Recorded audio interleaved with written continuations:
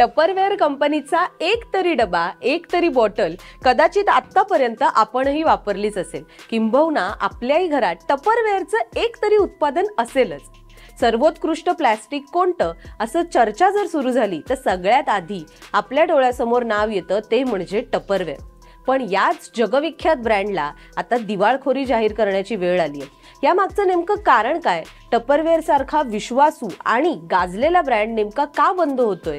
ह्याचं कारण काय? टपरवेअरची चूक काय? आणि यालाच जोडून टपरवेअर या ब्रँडचा इतिहास काय? या सगळ्या विषयीची माहिती आजच्या व्हिडिओमध्ये आपण जाणून घेणार आहोत। नमस्कार, मी सिद्धी आणि आपण पाहत आहात लोकसत्ता लाईव्ह। तर आपण सुरुवात करूया टपरवेअर या ब्रँडच्या जन्मापासून।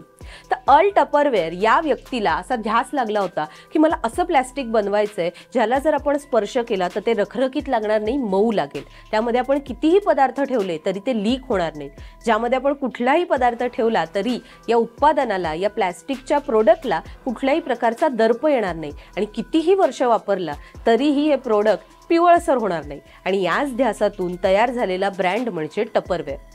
1938 मध्ये अल टपरवेअर यांनी सुरुवातीला याच प्लास्टिक पासून काही उत्पादनं बनवली होती, मात्र त्याला काही चांगला प्रतिसाद आला नाही। मात्र त्यानंतरही निराश न होता त्यांनी आपले प्रयत्न सुरूच ठेवले आणि 1948 मध्ये त्यांनी टपरवेअरच्या दर्जाचं प्लास्टिक वापरून छान प्लास्टिकचे बाउल्स तयार केले आणि हेच बाउल्स त्यांनी जवळच्या डिपार्टमेंटल स्टोअरमध्ये विक्रीला ठेवले। खरं तर या बाउल्सची डिझाईन आणि मार्केटिंगची स्ट्रॅटेजी या दोन्हीही गोष्टी इतक्या आकर्षक होत्या की त्यानंतर तरी टपरवेअरची ही उत्पादनं विकली जातील अशी आशा अल यांना होती। मात्र त्यावेळेस लोकांच्या मनात प्लास्टिक विषयी तितकासा विश्वास निर्माण झाला नव्हता आणि परिणामी या मार्केटिंगला, या डिझाईनला हवा तसा प्रतिसाद मिळाला नाही। यानंतर निराश होऊन टपरवेअरचा ध्यास मागे सोडणार असलेल्या अल यांना अचानकपणे एके दिवशी आशेचा किरण दिसला आणि हा आशेचा किरण होता वाईज या मॅडम। या वाईज मॅडमनी या टपरवेअरचे होम डेमो देण्याची एक भन्नाट कल्पना काढली आणि याच कल्पनेतून टपरवेअरच्या इतिहासाची खऱ्या अर्थाने सुरुवात झाली। आता या वाईज मॅडमनी असं ठरवलं की हे जे वॉटर टाईट टपरवेअरचे कंटेनर आहेत हे आपण होम पार्टीजमध्ये विकायचे। अगदी सोप्या भाषेत सांगायचं तर तुम्हीही बघितलं असेल, ट्रेनच्या डब्यामध्ये जेव्हा आपण सगळ्या मैत्रिणी प्रवास करत असतो तेव्हा मी अमुक गोष्ट घेतली, मी तमुक गोष्ट घेतली, मी आज ह्या ठिकाणून हे प्रोडक्ट आणलं, अशा चर्चा तर साधारणपणे होतच असतात। एखाद्या महिलेला जर त्यातून चांगला अनुभव आला असेल तर ती तेच प्रोडक्ट, तेच उत्पादन अन्य 4 जणींना सुद्धा सुचवते आणि त्यातून त्या महिलांना सुद्धा फायदा होतो। नेमकी हीच स्ट्रॅटेजी टपरवेअरने त्या काळामध्ये स्वीकारली होती। म्हणजे या वाईज मॅडम काय करायच्या तर होम पार्टीजमध्ये जाऊन त्या टपरवेअरचा डेमो द्यायच्या। वॉटर टाईट कंटेनरमध्ये पाणी ओतून त्यातून पाणी लीक होत नाहीये हे दाखवल्यानंतर साहजिकच तिथे उपस्थित असलेल्या महिलांना हे प्रोडक्ट आवडणार हे निश्चित होतं। आता या टपरवेअरच्या मार्केटिंग स्ट्रॅटेजीची एक कमाल आयडिया सांगायची म्हणजे त्यांनी फक्त होम पार्टीजमध्ये डेमो आणि खरेदी विक्री हेच लागू न ठेवता यामधून महिलांना सुद्धा जोडून घेण्याचं काम सुरू केलं। म्हणजे काय तर तुमचे पैसे तुम्ही कमवा आणि त्यातून स्वतःची कार खरेदी करा, अशा पद्धतीने टपरवेअरचं वितरक, व्यवस्थापक आणि एजंट हे सगळे एकत्रितरित्या त्याच होम पार्टीमध्ये तयार करण्याचं काम टपरवेअरने केलं।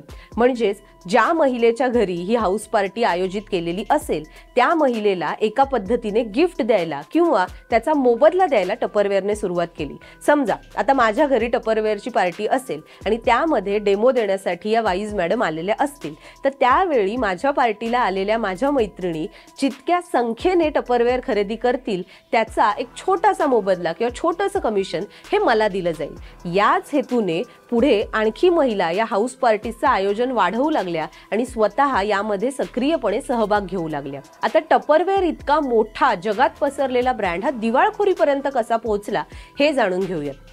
तर सगळ्यात महत्त्वाचा मुद्दा म्हणजे ग्राहकांचं बदललेलं वर्तन। सध्या अनेक लोक हे पर्यावरण स्नेही पर्यायांना प्राधान्य देताना दिसतात आणि टपरवेअरची उत्पादने कितीही दर्जेदार प्लास्टिक पासून बनवलेली असली तरी या जागरूक ग्राहकांच्या मनामध्ये स्थान निर्माण करू शकत नाहीत। त्यामुळेच ग्राहक आता टपरवेअर ऐवजी तांब्याच्या, पितळेच्या, स्टीलच्या बाटल्यांना, डब्यांना प्राधान्य देऊ लागलेत। अर्थात यामध्ये सुद्धा टपरवेअर सारखी हवाबंद features, water tight container feature ही देण्यात येतात। त्यामुळे टपरवेअरला पर्याय हा ग्राहकांना सापडलाय। इतकंच नाही तर काही आर्थिक समीकरणं सुद्धा इथे आपण जाणून घेऊयात.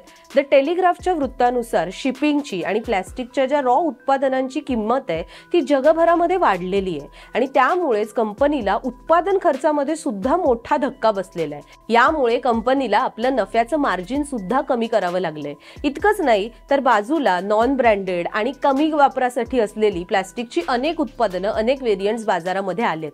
एकीकडे अगोदरच खर्चाचा संघर्ष आणि त्यामध्ये अशा छोट्या छोट्या ब्रँड्सची स्पर्धा याचा मेळ न बसल्याने आता टपरवेअर सारखा मोठा ब्रँड हा दिवाळखोरीच्या वाटेवरती आलेला आहे. टपरवेअरने अलीकडेच अमेझॉनच्या माध्यमातून तरुण वर्गाला आकर्षित करण्याचा प्रयत्न सुद्धा केला होता, मात्र त्याला सुद्धा हवा तसा प्रतिसाद मिळाला नाही.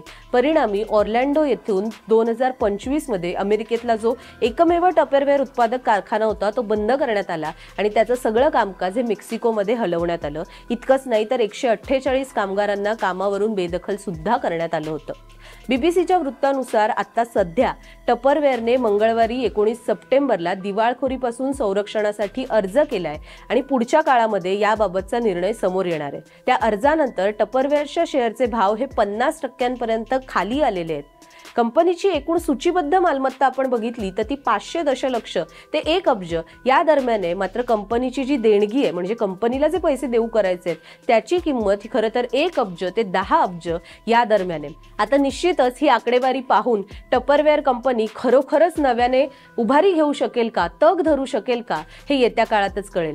नफ्याअभावी, निधी अभावी टपरवेअर सारखी मोठी कंपनी खरोखर बंद होऊ शकते का, याविषयीचं आपलं मत आम्हाला कमेंटमध्ये कळवायला विसरू नका. व्हिडिओ आवडला असेल तर लाईक आणि शेअर देखील आवर्जून करा आणि असेच नवनवीन व्हिडिओ पाहण्यासाठी लोकसत्ता लाईव्हला नक्की सबस्क्राईब करा. पाहत रहा लोकसत्ता लाईव्ह.